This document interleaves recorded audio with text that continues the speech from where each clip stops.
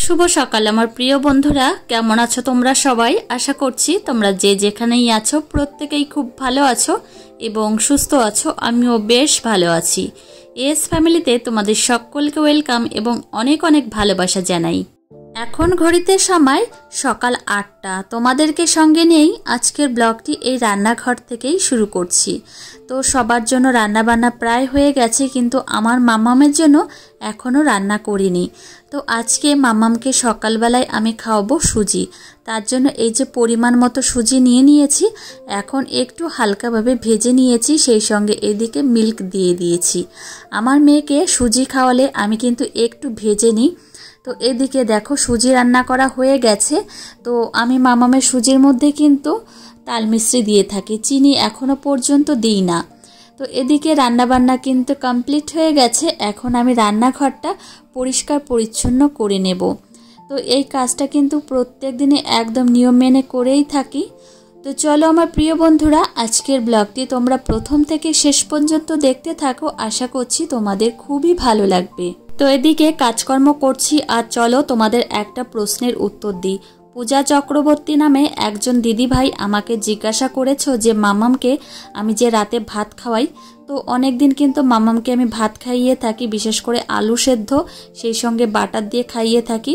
তো সেই দিদিভাই আমাকে জিজ্ঞাসা করেছে যে মামামকে আমি যে রাত্রে ভাত খাওয়াই সেটা কি দুপুরের করা ভাত না রাতেই রান্না করি। তো দেখো, আমার মেয়েকে কিন্তু আমি রাতে রান্না করে সেই ভাতটাই কিন্তু খাওয়াই।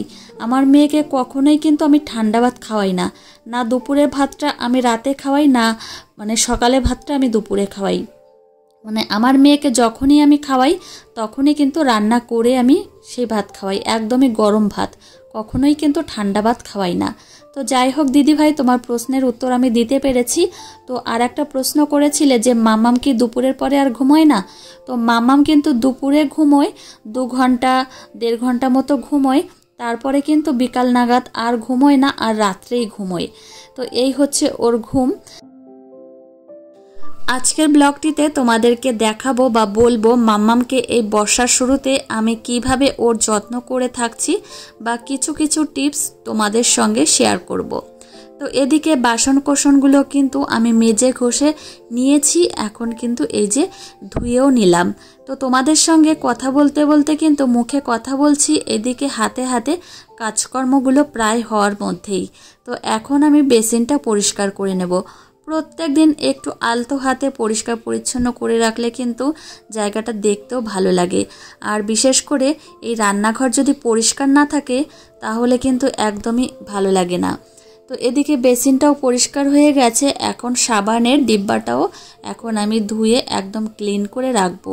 আর এই বর্ষার সময় সত্যি কথা বলতে জায়গা মানে যে কোনো জায়গা পরিষ্কার পরিচ্ছন্ন না থাকলে গায়ের মধ্যে এত পরিমাণে গিনগিন করে, সে কথার বলার মতো নয়। তো এদিকে আমি এখন বেসিনের পাশে একটু ভালো করে মুছে নিলাম, কেননা চারিপাশ না একটু জল জল হয়ে গেছে।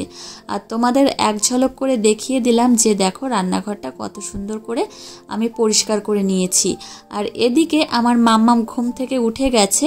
তো এখন আমি মাম্মামকে দাঁত ব্রাশ করিয়ে দেব। এই যে মাম্মামের ব্রাশ, সেই সঙ্গে পেস্ট নিয়ে এসেছি, এখন এই যে ব্রাশ করাচ্ছি। মাম্মাম কিন্তু ব্রাশ করতে আসলে অনেকটাই দুষ্টুমি করে, আমাকে ঠিকঠাক মতো ব্রাশ করতেই দেয় না।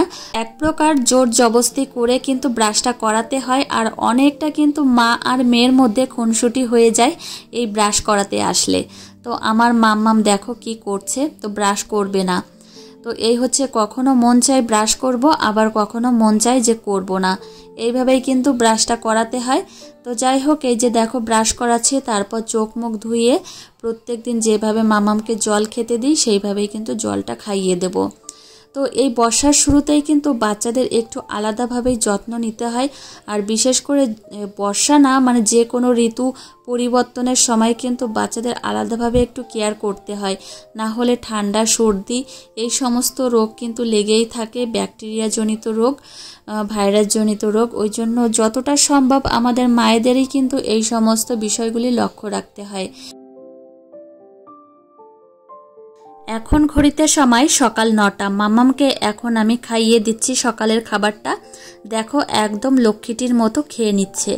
তো মাম্মামকে খাওয়ানো হয়ে গেছে। এদিকে বাসি জামা কাপড়গুলো ছিল, ধুয়ে দিয়েছি আর মেলেও দিচ্ছি। আর সকাল সকাল মেলে দিই, কেননা এখন বর্ষার সময় জানো তো, মানে একদিনে জামা কাপড় শুকাতেই চায় না, 2 দিন না হলে শুকাতেই চায় না, বিশেষ করে যেগুলো মোটা জামা কাপড়। তো এদিকে তোমাদের দাদা ভাইয়ের রয়েছে, মামামের তো প্রচুর জামা কাপড় হয়।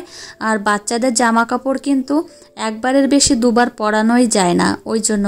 আর সারাদিনে যে কত জামা কাপড় লাগে।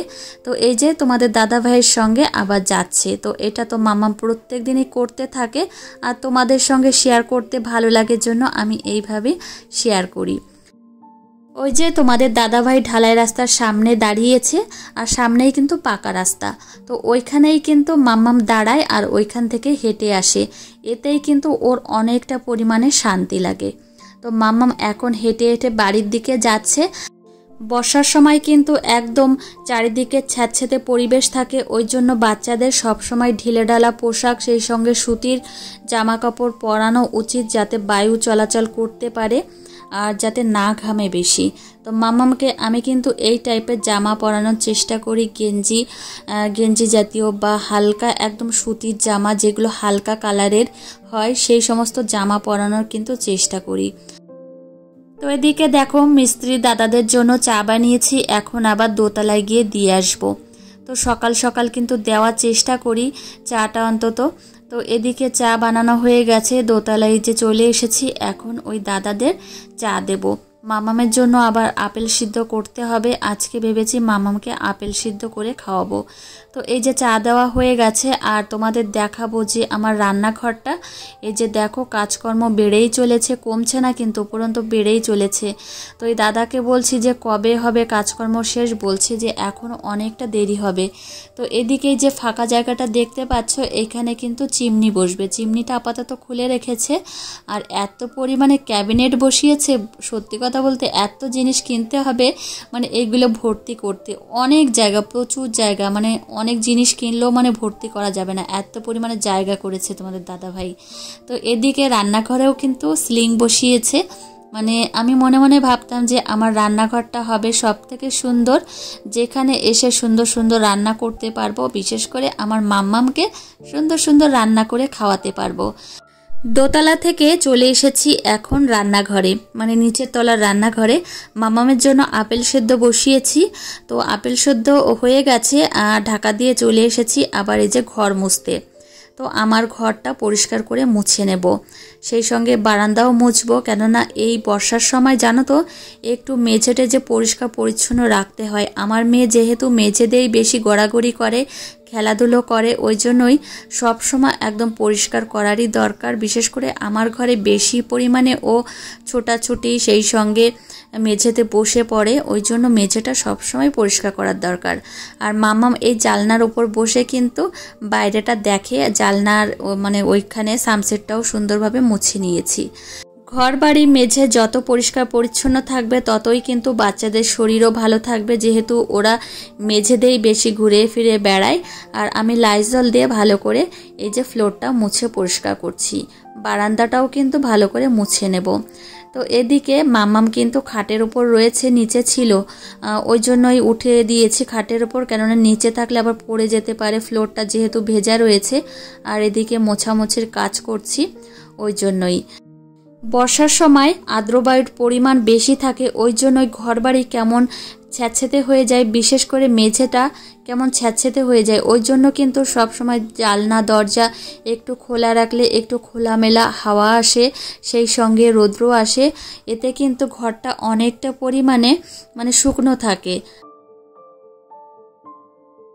ঘর দুয়ারগুলো মুছে পরিষ্কার পরিচ্ছন্ন করে আমি সঙ্গে সঙ্গে স্নান করে এসেছি। তো মামামকেও কিন্তু এই যে স্নান করিয়ে নিয়ে আসলাম। মামামের স্নানের আগেই কিন্তু আমি স্নান করে আসি, কেননা ওকে ঘুম পাড়াতে হয়, আর আমি ওই নোংরাভাবে বিছানায় উঠতে চাই না, ওই জন্য ভাবি যে আমি আগে স্নান করে আসি, তারপর মামামকে স্নান করাবো। এখন এই যে রেডি করিয়ে দিচ্ছি। বাচ্চারা দেখবে বর্ষার সময় ঘন ঘন টয়লেট করে থাকে, ওই জন্য ওদের ডাইপার পরালেও একটু ঘন ঘন লক্ষ্য করা উচিত যে ডাইপার মানে বেশি পরিমাণে ওভারলোড হয়ে গেছে কি না। কেননা ডাইপার এরিয়াতেও মানে বেশি ভেজা অবস্থায় থাকলে চুলকানি হতে পারে, মানে ফাঙ্গাল ইনফেকশন হতে পারে, ওই জন্য একটু ঘন ঘন চেঞ্জ করিয়ে দেওয়া উচিত। আর একটু যত কম পরানো যায় ততই কিন্তু ভালো। আমার মেয়েকে কিন্তু এই দুপুরবেলায় আর সেই সঙ্গে রাত্রে ঘুমানোর আগে আমি পরিয়ে থাকি। তো এদিকে আমি শুয়ে পড়েছি, মাম্মামও কিন্তু শুয়ে পড়েছে। আমি না শুলে ও শুতে চায় না। বর্ষার সময় কিন্তু প্রচণ্ড পরিমাণে মশা মাছির উৎপাত হয়, বিশেষ করে এখন না ডেঙ্গু জ্বরের প্রবণতা বেশি থাকে। ওই জন্যই কিন্তু বাচ্চারা যখন ঘুমোবে তখন কিন্তু এরকম মশারি টানিয়ে দেওয়া উচিত। মশারির থেকে ভালো কিছু নেই জানো তো মশা আটকানোর। তো এদিকে আমি মশারি টানিয়ে দিয়েছি, আমার মাম্মামও ঘুমিয়ে গেছে। মাম্মাম ঘুমিয়ে গেছে, এদিকে আমি চলে এসেছি রান্নাঘরে। আর ওর জন্য এখন আমি একটা তরকারি রান্না করব। অনেক দিন আগে মাম্মামকে আমি পেঁপে আলু দিয়ে তরকারি খাইয়েছিলাম, তো ভাবলাম আজকে পেঁপে আর আলু দিয়েই তরকারি খাওয়াবো। তো এদিকে আমি জিরা সেই সঙ্গে একটু রাঁধুনি ফোড়ন দিলাম। আর জানো তো ফোড়নের ওপর নির্ভর করে তরকারির টেস্ট। তো এক এক ধরনের ফোড়ন দেবে, দেখবে টেস্টও অন্যরকম হয় তরকারির। তো এদিকে আমি আলু সেই সঙ্গে পেঁপেও দিয়ে দিলাম। আর এখন একটু ভাজা ভাজা হবে, তারপর কিন্তু জল দিয়ে দেব পরিমাণ মতো। তো আজকে মাম্মামকে আমি তেলাপিয়া মাছ সেই সঙ্গে শিঙি মাছ দিয়ে তরকারি করে খাওয়াবো। তো এদিকে আমি রান্না বান্না করছি, আর কিছু বাসন কোসন ছিল সেইগুলোও কিন্তু হাতে হাতে ধুয়ে রাখছি। জ্যান্ত মাছ দিয়ে তরকারি রান্না করলে সত্যি কথা বলতে তরকারির টেস্টই অন্যরকম হয়, খুব ভালো হয়। তো এদিকে তরকারিতে ভালোভাবে জাল উঠে গেছে, এখন আমি মাছগুলো দিয়ে দিলাম।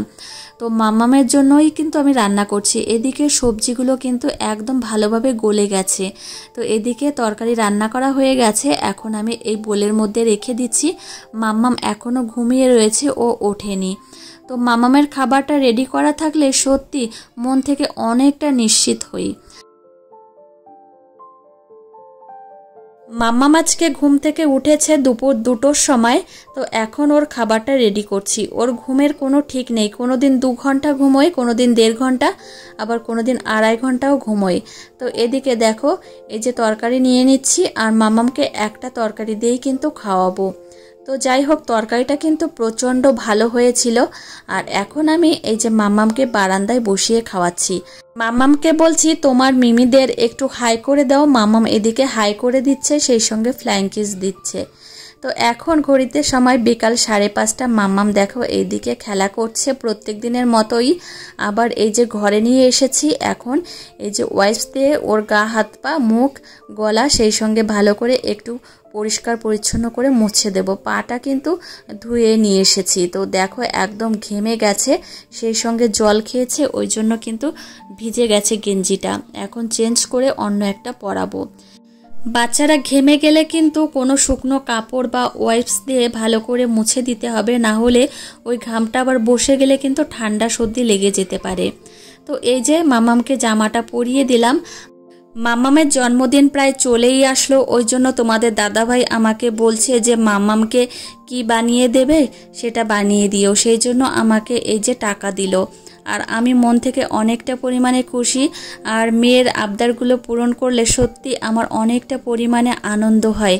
তো এদিকে দেখো টাকাটা দিয়েছি, আমি অনেকটা পরিমাণে খুশি হয়েছি। আজকে যাওয়া হবে না বাজারে, যাব কালকে। তো চলো বন্ধুরা আজকের ব্লগটি এখানেই শেষ করছি, আর দেখা হবে কালকে।